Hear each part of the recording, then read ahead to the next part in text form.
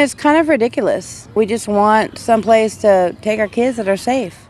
It was a scare, followed by a sigh of relief, a reminder to hug their kids a little tighter.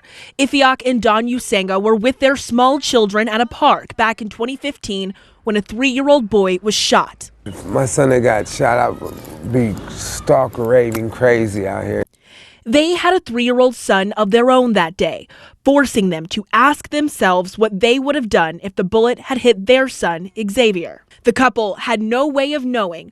A little more than 4 years later, they would be forced to answer that question. And he's just like my little man, always like right there with me. 7-year-old Xavier Usanga was killed by a stray bullet while walking in his neighborhood with his sisters.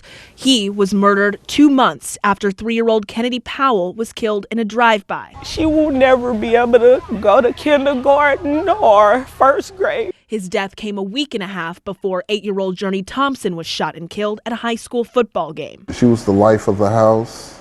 She was the protector. So far this year, 14 kids have been killed in the city, 13 of them over the summer alone. The red indicates the cases without arrests.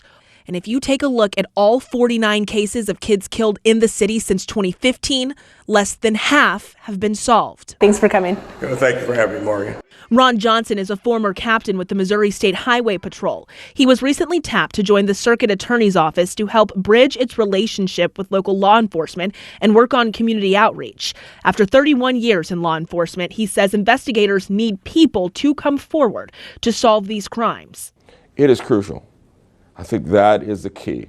Have you had those conversations with people about, maybe them telling you why people are not coming forward? Are they afraid? Well, I think we have to look at our criminal justice system. There's still a lot of distrust, especially in urban communities across the country and in St. Louis in particular. Urban communities like North and South St. Louis City, where these murders happened. There's also concern about if I come forward as a witness, will I be harmed or will my family be harmed?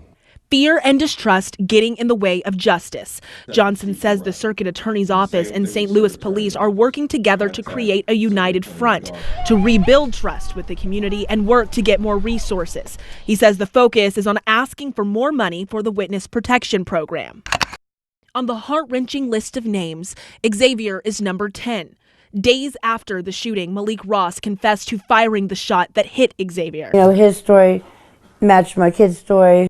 But prosecutors didn't find enough evidence for murder. Another issue Johnson says both offices are working to avoid. To make sure that we make strong cases. In the meantime, Don Usanga has to create her own definition of justice. You just have to give it to God. He has to live with that. What was not enough for a prosecution is enough to bring her closure. I found peace in my own case because the man came forward. That's good enough for me. So as she sorts through the memories of her son, she can't help but to think of the other family